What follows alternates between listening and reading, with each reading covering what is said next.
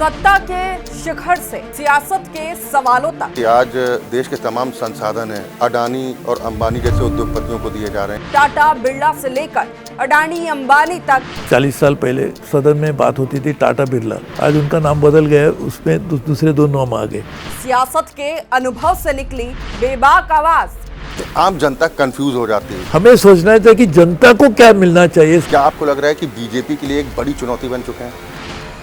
विपक्ष को अपना काम करना चाहिए। राहुल गांधी जिस तरीके से आरोप लगाते हैं, आरोप कोई भी लगा सकता है। इस हिसाब से 2047 तक ये संकल्प पूरा होता नहीं दिख रहा है। संकल्प तो पूरा होगा, मुझे विश्वास है। अभी बेबाक सवाल, बेखौफ जवाब। देश की सियासत में इस वक्त गजब का उबाल देखने को मिल रहा है। सत्ता पक्ष और विपक्ष के बीच में कई मुद्दों को लेकर टकराव की स्थिति है। मॉनसून सत्र का क्या हाल हुआ, ये किसी से छिपा नहीं है। सत्ता पक्ष की तरफ से कहा जा रहा है कि लगातार मिल रही हार से विपक्षी दलों में बौखलाहट है और यही वजह है कि सरकार के अच्छे काम भी उनको दिखाई नहीं देते। तो विपक्ष की तरफ से आरोप लगता है कि सरकार देश के लोकतंत्र को कमज़ोर करने की कोशिश कर रही है। आज हम इसी को समझने की कोशिश करेंगे कि मौजूदा जो राजनीतिक दिशा है वो किस तरफ बढ़ती हुई दिखाई दे रही है। इस पर ज़्यादा बातचीत के लिए हमारे साथ बेहद खास मेहमान पूर्व केंद्रीय मंत्री सुरेश प्रभु जी मौजूद हैं। सुरेश जी, बहुत स्वागत है आपका राष्ट्रीय टीवी पर।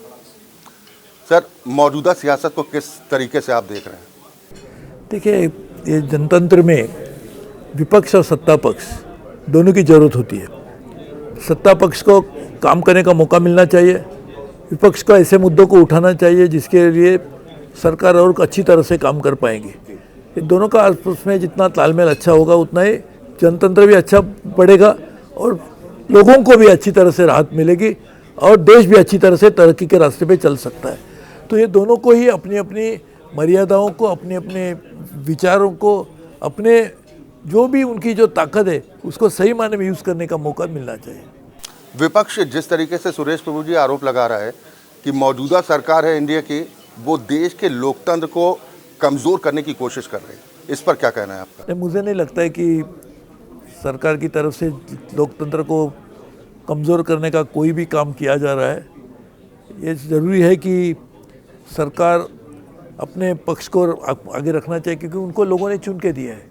5 साल तक राज करने के लिए लोगों ने चुन के जिस सरकार को दिया है वो राज्य में होगा या केंद्र में होगा। जहाँ पे भी एक सरकार काम करती है वो सरकार को अपनी मुद्दों को, अपने योजनाओं को, अपने कार्यक्रम को अमल में लाने के लिए काम करने का मौका मिलना चाहिए। तो काम कैसे होगा? लोकसभा, राज्यसभा, विधानसभा, विधान परिषद, इसमें कानून पास किए जाते हैं। तो कानून के तौर पर सरकार चलनी चाहिए, कानून के तौर पर देश चलना चाहिए। तो कानून को पहले पास तो करना चाहिए। लेकिन देश तो तब बेहतर तरीके से चलेगा जब संसद का सत्र बेहतर तरीके से चले। इस बार के सत्र को लोगों ने देखा कि पूरे सत्र पर पानी फिर गया। जहाँ पर जनता से जुड़े मुद्दों पर काम होना चाहिए था वहाँ पर आपसी टकराव। ये आपको लग रहा है कि ये परंपरा सही दिशा में जा रही है? ये बहुत ही गलत है क्योंकि मैं 4 बार लोकसभा में और 2 बार राज्यसभा में मैंने सांसद की हैसियत से काम किया। एक बार भी मैंने कभी भी वेल में, जिसको लोकसभा और राज्यसभा वेल कहते हैं, उसमें कभी गया नहीं। मैं जब कभी भी प्रिसाइडिंग ऑफिसर जो है, स्पीकर होंगे, डिप्टी चेयरपर्सन होंगे राज्यसभा के या कोई भी प्रिसाइडिंग ऑफिसर होगा, उन्होंने जब भी कहा बैठ जाए, मैं बैठ गया। कभी कभी ये भी हुआ था कि गलत तरीके से बैठने को मुझे बोला गया था, लेकिन मैंने उसके ऊपर कोई सवाल नहीं उठाए क्योंकि मुझे लगता था सरकार, लोकसभा या राज्यसभा चलने के लिए जो प्रिसाइडिंग ऑफिसर उसका काम सुनना चाहिए। जैसे क्रिकेट में अंपायर होता है, वो बॉलर बोलेगा नहीं मेरा ही सही है, बैट्समैन बोलेगा मेरा ही सही है, तो क्रिकेट की मैच तो हो नहीं पाएगी। तो इसलिए ये ज़रूरी है कि सदन चलना चाहिए, सदन में बहस होनी चाहिए, सदन के बहस के ऊपर सरकार को जवाब देना चाहिए, जो मैं देता था क्योंकि मैंने भी 10-11 अलग अलग कैबिनेट पोजीशन हैंडल किए। तो ये सब होना ज़रूरी है। लेकिन जो नज़ारा इस बार देखने को मिला संसद के दोनों सदनों में, चाहे लोकसभा की बात की जाए, राज्यसभा की बात की जाए, तो नेता विपक्ष की तरफ से जिस तरह से आक्रामक रवैया अख्तियार किया गया कि सरकार जब तक जवाब नहीं देगी हम चर्चा को तैयार नहीं हैं। सरकार कह रही है कि हम जवाब देना चाहते हैं, विपक्ष कह रहा है कि कुछ शर्तें लगाई गई। जैसे पहले शिक्षा मंत्री धर्मेंद्र प्रधान जी का इस्तीफा हो गया, तो फिर बोले कि गृह मंत्री जवाब क्यों नहीं देते हैं, माफ़ी मांगनी चाहिए। फिर जब गृह मंत्री कहते हैं कि हम चर्चा के लिए तैयार हैं, 24 घंटे का वक्त उन्होंने कहा कि हम 24 घंटे लगातार चर्चा कर सकते हैं, तब विपक्ष कहता है कि नहीं, हम सरकार का लेक्चर नहीं सुनना चाहते, गृहमंत्री का लेक्चर सुनना नहीं चाहते, राहुल गांधी तब ये बोलते हैं। तो ये जो सारी सिचुएशन आप देख रहे हैं, ये देश के लिए कितना नुकसानदायक है, क्योंकि विपक्ष आरोप लगा रहा है कि सरकार मनमर्जी कर रही है, सरकार कह रहे हैं कि विपक्ष बौखलाहट में है, उसका एकमात्र उद्देश्य यही है कि किसी तरह से सदन की कार्यवाही बाधित हो। देखिए, दोनों को ही अपनी जिम्मेदारी को निभाना चाहिए। किसी भी हालत में ये नहीं हो सकता है कि एक ही कोई पक्ष अपना बोलेगा कि you must listen to me, my way or highway, ऐसा तो हो नहीं सकता। तो मुझे लगता है कि इससे हमें कुछ सीख के आने वाले दिनों में सदन किस तरह से चले वो देखना चाहिए। देखिए, आपको यदि चिल्लाने नारेबाजी करनी है तो आप लोकसभा में राज्यसभा आने की ज़रूरत ही नहीं, बाहर भी कर सकते हैं। क्योंकि जब लोकसभा में राज्यसभा आएंगे तो बहस करने के लिए आते हैं, अपने विचार रखने के लिए आते हैं। इसलिए मुझे लगता है ये इसके ऊपर दोनों बाजुओं को, दोनों को ही सोच के सदन किस तरह चले देखना। जनता कंफ्यूज है सर कि कौन सच बोल रहा है, किसकी बात पर यकीन करे। आपने कहा कि सदन चर्चा के लिए है, लेकिन सदन के अंदर हंगामा हो रहा है, सड़क पर विरोध प्रदर्शन होता है, वहाँ पर कह रहे हैं कि बहस को आइए। ये तो उल्टी दिशा में चीज़ें बहती दिख रही हैं। गलत है ये। देखिए, मेरे का ये डर है कि यही सिलसिला जारी होगा तो फिर हमारी संसद नहीं चल पाएगी, हमारी विधानसभा नहीं चल पाएगी, तो लोगों का इस इंस्टीट्यूशन के ऊपर का जो विश्वास है वो भी कम हो जाएगा। इसलिए हमें ये करना चाहिए, किसी भी हालत में ये जो इंस्टीट्यूशन है इसको हमने को रिस्पेक्ट करना चाहिए। लोकसभा, राज्यसभा, विधानसभा, विधान परिषद इंस्टीट्यूशंस है, इनको लेके आने वाले दिनों में हमको आगे बढ़ाना चाहिए। लेकिन आज तो स्पीकर की भूमिका पर सवाल खड़े कर दिए जाते हैं। विपक्ष कह रहा है कि सरकार के दबाव में स्पीकर साहब, सत्ता पक्ष के लोगों को बोलने का अवसर मिलता है और हमारी तो आवाज़ दबाने की कोशिश की जाती है। इस बात में आपको थोड़ी सत्यता लगती है? देखिए, स्पीकर कोई भी हो, एक दफ़े उसको चुना गया, उसके बाद में स्पीकर का जो रूलिंग होता है वो फाइनल वर्ड होता है लोकसभा राज्यसभा चलाने के लिए। तो उसके ऊपर सवाल उठाना, यानी वो इंस्टीट्यूशन को भी कई मायने में हमने कटरे में खड़ा किया। We are just putting them in the dock. तो ये ज़रा बहुत ही कठिन काम होगा, काम चलाने का। इसलिए मुझे लगता है स्पीकर का जो रूलिंग होगा उसको तो रिस्पेक्ट करना ही चाहिए। बीच में विपक्ष ने स्पीकर के खिलाफ नो कॉन्फिडेंस मोशन भी लाया था, वो भी नहीं चल पाया। तो मुझे लगता है आने वाले दिनों में सबको सोच के बैठ के बात करनी चाहिए कि इंस्टीट्यूशन ख़त्म नहीं होनी चाहिए। इंस्टीट्यूशन के फंक्शनिंग के ऊपर कोई सब अच्छी तरह से किस तरह से किया जाता है, सवाल किए जा सकते हैं, उसका जवाब भी मिल सकता है। विपक्ष का आरोप लगाना अपनी जगह है। इससे पहले भी विपक्ष में भारतीय जनता पार्टी होती थी, वो भी एक आरोप लगाया करती थी। लेकिन आज के दौर में जिस तरह से आरोप लगाए जाते हैं, अब तो खुलकर एक तरह से कहा जाए कि सुप्रीम कोर्ट हो, देश की हाई कोर्ट हो, उन पर भी सवाल खड़े कर दिए जाते हैं। निर्वाचन आयोग, उस पर भी दाग लगाते हैं विपक्षी दल कि भाई ये भी सब सरकार। क्या ऐसा मुमकिन है या ऐसा होता है कि सरकार के दबाव में सारे संस्थान काम करते हैं, इनफैक्ट की अदालतें भी? देखिए, हमारे पूरे देश का जो माहौल है, हमारा जो संविधान है, वो सेपरेशन ऑफ पावर के प्रिंसिपल पे चलता है। जुडिशरी, लेजिस्लेचर और एग्जीक्यूटिव। सरकार एग्जीक्यूटिव के दायरे में आता है। ये लेजिस्लेचर यानी लोकसभा, राज्यसभा, ये लेजिस्लेचर हो गए, और जुडिशरी यानी सब सुप्रीम कोर्ट या हाई कोर्ट हो या जो लोअर जुडिशरी हो, ये तीनों का सेपरेशन ऑफ पावर है। तीनों के अधिकार क्या है इसके ऊपर संविधान में ही अच्छी तरह से लिखा गया। अभी हो सकता है कहीं ना कहीं पे, जैसे कि हाई कोर्ट का सवाल कुछ गलत हो गया तो सुप्रीम कोर्ट में भी जा सकता है। सुप्रीम कोर्ट गलत हो गया तो उसको सुप्रीम कोर्ट के जजमेंट को भी रिव्यू करने की प्रोविज़न हमारे कानून में, संविधान में है। तो मुझे लगता है इस सभी को देख के करना चाहिए। अपने अपने जो अपने अधिकार है उसके आगे किसी भी जुडिशरी को भी नहीं जाना चाहिए, लेजिस्लेचर को भी नहीं जाना चाहिए, एग्जीक्यूटिव को भी नहीं जाना चाहिए। अभी ये हो सकता है कभी गलत काम किसी से किया गया होगा, लेकिन उसको सही करने का भी तरीका इंस्टीट्यूशनल से ही हो सकता है। अब इंस्टीट्यूशन खत्म हो जाएंगे तो क्या आपका तरीका क्या बचेगा? आम जनता कंफ्यूज हो जाती है कि सत्ता पक्ष पर यकीन करें, विपक्ष जो आरोप लगा रहा है ये भी गंभीर आरोप हैं। तो आपको नहीं लगता कि जनता कंफ्यूज हो जाती है? कुछ ऐसा मैकेनिज्म होना चाहिए कि एटलीस्ट जो हमारे संवैधानिक संस्थाएं हैं उन पर उंगली ना उठे? ये तो ये बिल्कुल सही है कि जनता कंफ्यूज है, ये भी मैं समझ सकता हूँ। लेकिन जनता को सवाल जो है, जनता के जो प्रश्न है, जनता की जो दिक्कत है, इसके ऊपर रास्ता निकालने का तरीका यही है कि आप लोकसभा, राज्यसभा या विधानसभा विधान परिषद में उससे ऊपर बहस होनी चाहिए, काम होना चाहिए। तो मुझे लगता है कि जनता को ध्यान में रखते हुए हमें सोचना चाहिए कि जनता को क्या मिलना चाहिए, इसको सोचना चाहिए। मेरा ईगो, मेरा पर्सनल इशू बहुत मजबूत नहीं है। आवश्यक यह है कि जनता के सवाल, जनता के जो प्रश्न है उसको किस तरह से अच्छी तरह से उसका हल हो, इसके ऊपर ही ध्यान देना चाहिए। अब राहुल गांधी जी की भी बात कर लेते हैं। नेता विपक्ष तो हैं ही, क्या आपको लग रहा है कि बीजेपी के लिए एक बड़ी चुनौती बन चुके हैं? देखिए, ये अब बीजेपी आज देश की सबसे बड़ी पार्टी है। हमारे प्रधानमंत्री आज देश के सबसे ज़्यादा जनप्रिय नेता है। जिस तरह से देश का कारोबार चल रहा है, मुझे लगता है चुनाव जब होते हैं तब लोग उसके ऊपर मोहर भी लगाते कि अच्छा चल रहा है, ऐसा लगता है, इसीलिए उनको वोट भी दिए जाते। तो मुझे लगता है कि विपक्ष को अपना काम करना चाहिए। विपक्ष ने कोई सवाल उठाए उसके ऊपर मेरे को कोई इतराज़ नहीं है, लेकिन प्रधानमंत्री के भी जो अधिकार है वो भी, उसको भी हमने रिस्पेक्ट करना चाहिए, क्योंकि प्रधानमंत्री जनप्रिय नेता है, चुने गए हैं। आज लोकसभा में इतना बड़ा उनका बहुमत भी क्या है। विपक्ष की तरफ से वो रिस्पेक्ट मिल रही है? क्योंकि जिस तरह के बयान मिलना प्रधानमंत्री जी को चाहिए लेकर आते हैं और नहीं मिल रहा है तो ये गलत बात है। उनको बिल्कुल सही माने में प्रधानमंत्री जी को अपने अधिकार पूरी मात्रा में इस्तेमाल करने का मौका देना ही चाहिए। राहुल गांधी जिस तरीके से आरोप लगाते हैं, चाहे विदेश की धरती पर पहुंचते हैं तो वहां से कुछ इस तरह के आरोप लगाते हैं, या देश के अंदर भी रहते हैं, इस वक्त जो विपक्ष का जो रवैया दिख रहा है वो काफ़ी आक्रामक दिखाई दे रहा है। तमाम विपक्षी दल एकजुट होकर सरकार को घेरने की तमाम कोशिशें कर रहे हैं। छात्रों का मुद्दा हो या राम मंदिर चढ़ावा चोरी का विवाद हो, इसको लेकर क्या आपको लग रहा है कि इस पर स्पष्टीकरण की ज़रूरत है सरकार की तरफ से भी? देखिए, आरोप कोई भी लगा सकता है। आरोप का मतलब यानी कि कोई चीज़ उसका प्रूव हो गई तो आरोप को जब जवाब कहाँ देंगे? अब लोकसभा राज्यसभा चलेगी तो ये आरोप को जवाब दिए जाएंगे। तो इसके लिए सदन को चलना चाहिए, मुझे लगता है सबसे बड़ी बात है।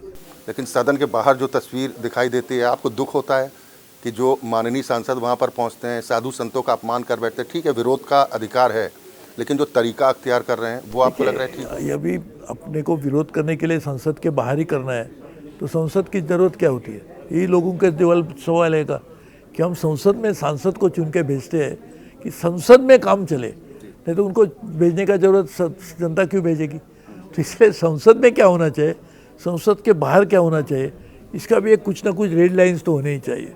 संसद is for discussion, debate, policy making. बाहर जो है निदर्शन है, प्रदर्शन है, वो बाहर हो सकता है, लेकिन संसद के जो अधिकार है, संसद में काम करने के लिए जो संविधान में प्रावधान है, उसके लिए संसद में ही काम हो सकता है। मौजूदा वक्त की राजनीति में गरिमा तार हो रही है, क्योंकि अभी 2 दिन पहले ही कांग्रेस का एक कार्यक्रम होता है, वहाँ पर जिस तरह से विदेश नीति को लेकर सवाल उठाए जाते हैं और जो तरीका अपनाया जाता है, संदीप दीक्षित और राहुल गांधी गले मिलते हैं, फिर संदीप दीक्षित की तरफ से इटली के प्रधानमंत्री को लेकर जो मजाकिया अंदाज में कमेंट किया जाता है, ये कितना नुकसान पहुँचा सकता है 2 देशों के रिश्तों के बीच में भी? अपने को सभी को अपने मर्यादाओं का ध्यान रखना चाहिए। विदेश नीति में कोई विदेश नेता का नाम आता है तो उसके बहुत बड़े परिणाम हो सकते हैं, विपरीत भी परिणाम हो सकते हैं, हमारे देश के हित को भी बाधा मिल सकती है। तो इसलिए सभी को अपनी मर्यादाओं में रख के काम करना चाहिए। ये काम मैंने तो खुद किया था, मुझे यही उम्मीद है कि ये आने वाली पीढ़ियों में भी यही काम होते रहेगा। सर, भारतीय रेलवे की भी हम बात करेंगे, क्योंकि जब केंद्र में बीजेपी की सरकार आई तो सबसे पहले जिम्मेदारी आपने संभाली, उस दौर की भी बात करेंगे और आज 2026 में भारतीय रेलवे को कहां पर आप देखते हैं। लेकिन उससे पहले जो एक संकल्प प्रधानमंत्री नरेंद्र मोदी जी का है, विकसित भारत 2047, ये किस दिशा में आपको बढ़ता दिखाई दे रहा है? देखिए, रेलवे या जो हमारा इंफ्रास्ट्रक्चर है उसमें तरक्की इसके लिए आवश्यक है, क्योंकि उसी आधार पर ही देश का विकास भी होगा। हमारे जो युवा लोग हैं वो अपना कारोबार करना चाहेंगे, नया उद्योग में कुछ निवेश करना चाहेंगे, तो उसके लिए इंफ्रास्ट्रक्चर की तो ज़रूरत है। तो सरकार को इसमें बहुत काम करना चाहिए। इसके लिए मैं जब रेल मंत्री था तो मैंने कम से कम 10-15 साल का रोड मैप बनाया था, और उसका मैंने बना के सिर्फ मेरे ऑफिस में नहीं रखा, तो उसको जनता के सामने रखा था। पार्लियामेंट में मैंने 2 बजट प्रेजेंट किए थे, 2015 में, 2016 में। दोनों बजट में उसका पूरी तरह से रोड मैप है।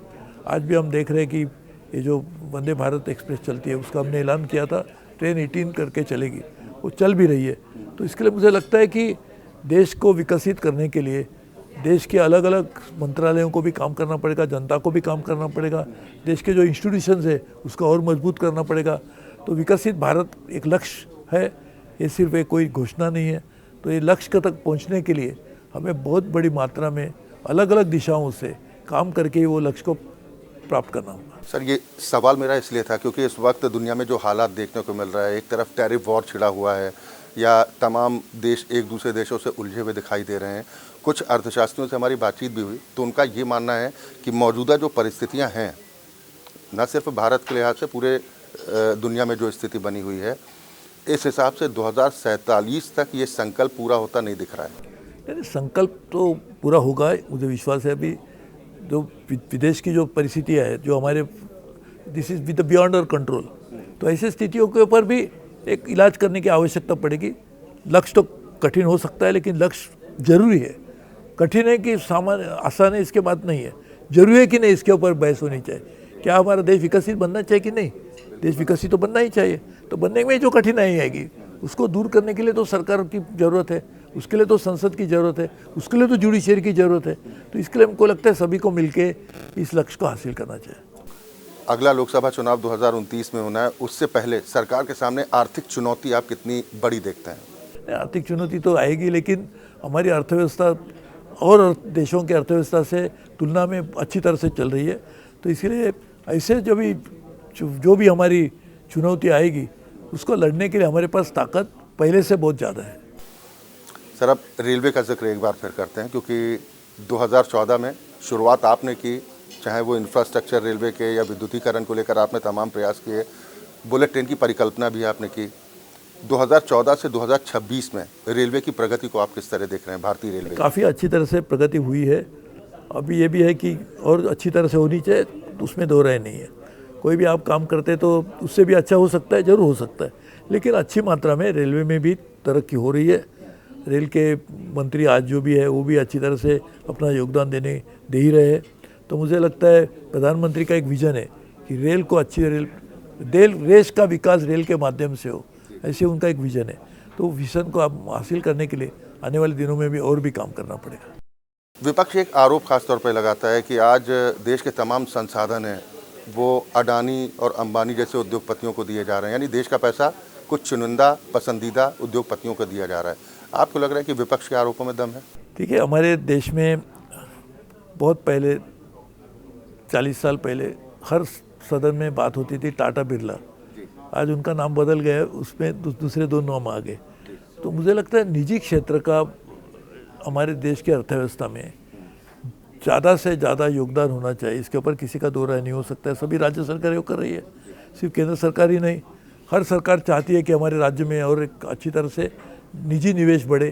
तो इसके लिए मुझे लगता है निजी निवेश बढ़ाने के लिए भी काम करने की जरूरत है, क्योंकि उससे भी एक योगदान होता है, नए रोजगार के प्रावधान लोगों के लिए उपलब्ध होते हैं, उसके ऊपर भी काम करने की ज़रूरत है। आपने बोला कि 2014 से 2026 के बीच में भारतीय रेलवे में बहुत विकास हुआ, तरक्की, तमाम नई ट्रेनें, जैसे वंदे भारत ट्रेन का जिक्र कर रहे हैं। अब तो लोग बुलेट ट्रेन का भी इंतज़ार कर रहे हैं कि शायद बहुत जल्द उसमें सफ़र करने का मौका मिले। लेकिन आपको नहीं लगता कि ये चीज़ें भी ज़रूरी हैं, लेकिन इससे ज़्यादा ज़रूरी ये है कि कम से कम जो देश में पुरानी ट्रेनें चल रही हैं उनमें व्यवस्थाएं और बेहतर हों, सिटिंग अरेंजमेंट्स वहाँ पर ठीक ढंग से हो। जिस तरह से ख़ास तौर पर आप पूर्वांचल साइड से या बिहार साइड से आने वाली रेलगाड़ियों की अगर हालत देखते हैं तो एक जो आम यात्री यानी कि गरीब मुसाफिर है वो रेलवे में सफ़र करते हुए आज भी सुखद महसूस नहीं करता है। आपको लगता है? देखिए, मेरा आपने 2 बजट देखा होगा, तो पूरा का पूरा 2 बजट आम जनता को सफ़र करने के लिए जो दिक्कतें आती है वो दूर करने के लिए उसमें रखा था। तो उसका रोड मैप पूरा रेडी है। तो मुझे लगता है ये this is not one against another. अच्छी ट्रेन भी चले, लेकिन आम आदमी की जो ज़रूरत है वो भी ध्यान में रखनी चाहिए, दोनों साथ में काम होना चाहिए, ये मुझे पूरा विश्वास है। उसी को लेते हुए मैंने उस समय भी नई नई ट्रेन जैसे हमसफ़र एक्सप्रेस हो, तेजस एक्सप्रेस हो, महानामा एक्सप्रेस हो, अंत्योदय एक्सप्रेस हो, हमने शुरू की थी, क्योंकि हम सभी लोगों के ध्यान में रखते हुए उसी तरह ट्रेन 18 का भी आयोजन किया था। तो मुझे लगता है दोनों साथ में होना चाहिए। मोदी सरकार की एक जो सबसे बड़ी उपलब्धि आपको लगती हो या एक जो कमज़ोरी, एक शब्द में अगर बताया जाए, इंटरव्यू अब समापन की हो रही है सर, आपको कहीं जाना भी है, एक उपलब्धि और एक कमज़ोरी आपको क्या लगता है? उपलब्धि तो ये सही है कि देश में एक नया माहौल बन गया है। देश के हर जनता का हर आदमी ये समझता है कि मेरी भी कुछ जिम्मेदारी है। ये उनकी बहुत बड़ी मात्रा में उपलब्धि है कि देश के अभी हर घर तिरंगा, ये जो कैंपेन 2 दिन पहले मोदी जी ने किया, और वंदे भारत का जो नारा चला था, वंदे मातरम एक सिर्फ कोई गाना नहीं है, ये पूरी देश की जनता की भावनाओं को जागरूक रखने का और उनको एक लक्ष्य तक ले जाने का एक बहुत बड़ा माध्यम है। तो उसको भी उन्होंने लगाया, तो मुझे लगता है मोदी जी का एक बहुत बड़ा योगदान है। अभी कमी क्या है मुझे से याद नहीं तो आ रहा है कि जो क्या कमी होगी, लेकिन मुझे लगता है कमी तो यही है कि और सोचने के लिए सबको उन्होंने मजबूत किया है। तो लोग ज़्यादा चाहेंगे, ज़्यादा जितनी उम्मीद बढ़ेगी, जितनी चाहत लोगों के दिल में ज़्यादा जागरूक होगी, तो लोगों की उसी तरह से पूरा करने के लिए हमारे पास में एक बहुत बड़ी एक चुनौती रहेगी। सर, अंत में आपके रेल मंत्री कार्यकाल को इतिहास अगर एक लाइन में अगर लिखना चाहे तो लाइन आपके हिसाब से क्या होनी चाहिए? मैं ये लाइन मैंने नहीं कही थी, रेल बोर्ड के चेयरमैन ने उस समय कही थी कि आप ऐसे रेल मंत्री रहे जिन्होंने सिर्फ रेल का ही सोचा, ऐसे सोचने वाले एक रेल मंत्री आप रहे। तो मुझे लगता है यही एक उन्होंने जो कहा था, ये मुझे लगता है एक लाइन है। बहुत बहुत शुक्रिया सर, राष्ट्र टीवी से बातचीत करने के लिए। यहाँ तो ये पूर्व केंद्रीय मंत्री सुरेश प्रभु जी को आपने सुना। राष्ट्र टीवी से बातचीत करने के दौरान उन्होंने बेबाकी से अपनी राय रखी है, चाहे वो रेल हो या फिर देश में चल रहे तमाम इंफ्रास्ट्रक्चर या फिर सत्ता पक्ष और विपक्ष के बीच में हो रहा टकराव। इसी के साथ हमारी इस खास मुलाकात में अभी के लिए इतना ही, लेकिन देश दुनिया की बाकी बड़ी खबरों के लिए जुड़े रहें राष्ट्र टीवी के साथ। नमस्कार।